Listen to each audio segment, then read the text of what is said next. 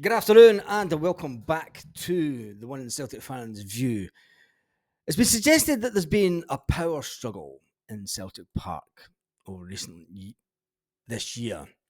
Power struggle between Brendan Rodgers and Peter Lawwell. Peter Lawwell may have won the battle back in 2019, but I think it's fair to say that Brendan Rodgers has won the war for the power struggle of Celtic, but I don't really think there really is a power struggle. Let's listen to what Brendan said back in 2019 when he left Celtic. And we all know, people say that he left Celtic for the money and everything, but those of us who do know, know the simple fact that Brendan Rodgers gave Celtic his notice, that year to say that he was going to be leaving that summer. He had a fallout with Peter Lawwell, who, when the one and only Leicester come calling, he's seen the pound signs. He's seen the pound signs, knowing that nobody outside the club knew Brendan Rodgers was going to leave that summer. Seen the pound signs of compensation of around about 11 million.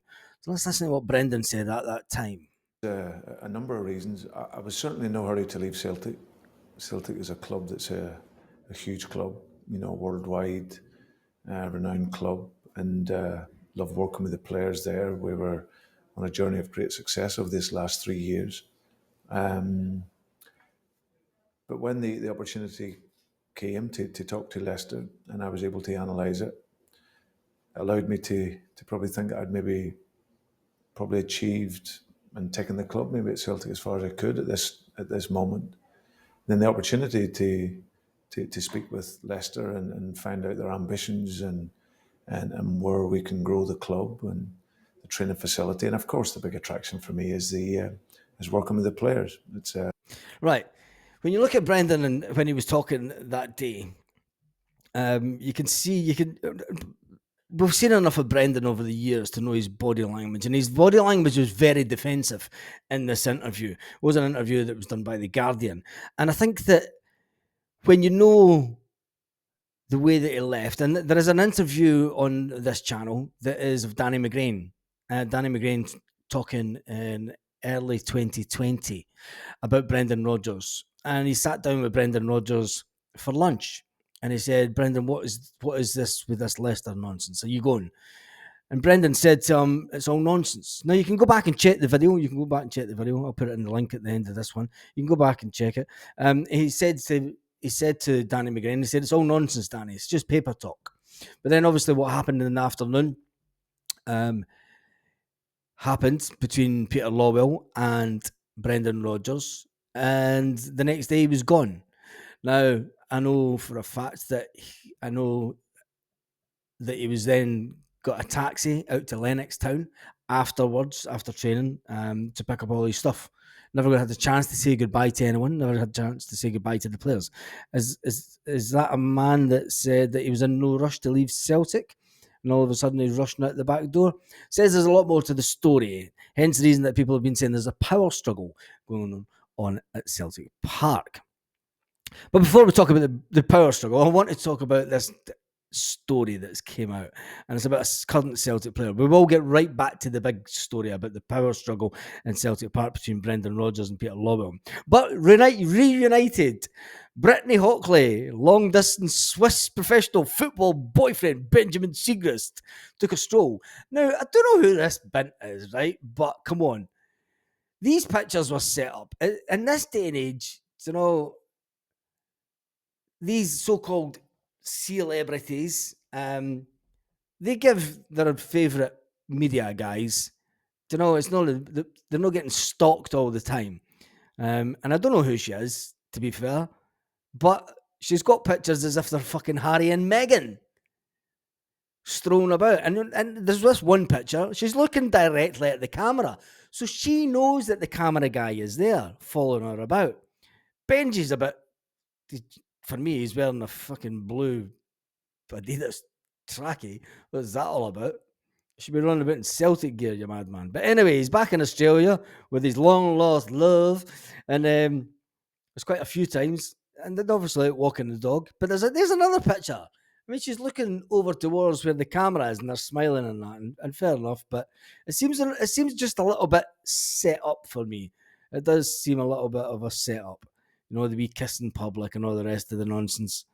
It's anyway. I just thought I'd share that one with you because Celtic are seemingly going to make a bid for 5 million for Adam Ida, which is a bit of good news. But let's get back to the big story, which is about Brendan Rodgers. Now, speculation obviously at Hampden was that he turned around and he gave a little nod to the man that he always talks about.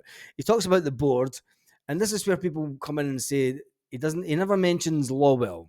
That's because Lawwell's not a working member of Celtic. He's a non-executive director. People have been saying that, he turned and gave the thumbs up to Nicholson, and he talks about Dermot, but he never talks about Peter Lawwell during this time that he's been back at Celtic. The fact is that Peter Lawwell, when his job is a non-executive role, he's not in at Celtic Park on a daily basis. So he doesn't really even he probably never sees Peter Lawwell. As a non-executive chairman, he's not in there all the time. It's as simple as that. Michael Nicholson runs the club. Dermot shows up whenever he wants, and he's maybe playing golf in Scotland. But the fact that I don't think that there is a real power struggle, and if there was, well, there's only one man that's won it, and that is the manager. That is the Celtic manager. That's Brendan Rodgers, and I think it'll all come to light this summer when he's given the funds that he wants to make the squad better. He's told the board that he wants Adam Ida. He has told the board that he wants Adam Ida, and they're going to go out and broker a deal for £5 million. Is Adam Ida worth £5 million? All the first team want Adam Ida back at Celtic. Brendan Rodgers wants Adam Ida back at Celtic because he gives Celtic a different dimension. And even Kyogo's came out and said on his social media that he wants the man back at Celtic. The man that scored us the winning goal for the Scottish Cup will forever be in Celtic folklore for the fact that he won Celtic the double in year 23-24. As for a power struggle at Celtic Park, well, you've seen the pictures when Brendan Rodgers first came back to Celtic and how awkward he was with Peter Lawwell. And I think the only saving grace for us Celtic fans is that Peter Lawwell isn't in and around Celtic Park on a daily basis. And we can only hope that the biscuit tin mentality that was under Peter Lawwell's watch, which made him delay any transfers at the time, being a bit tight with the money, as they say. The whole John McGinn fiasco was the beginning of the downfall of the relationship between the two of them. And that's what ended it in 2019. None of this nonsense that he couldn't wait to get out the door. You heard him say it himself. And that was an interview from 2019. At that time, he was in no rush. But it was obviously conversations that transpired throughout the afternoon, and the fact that Peter Lawwell wanted his hands on the 11 million compensation. Well, he's won us the league. He has won us the league this year, and he was a man of his word. He was a man of his word.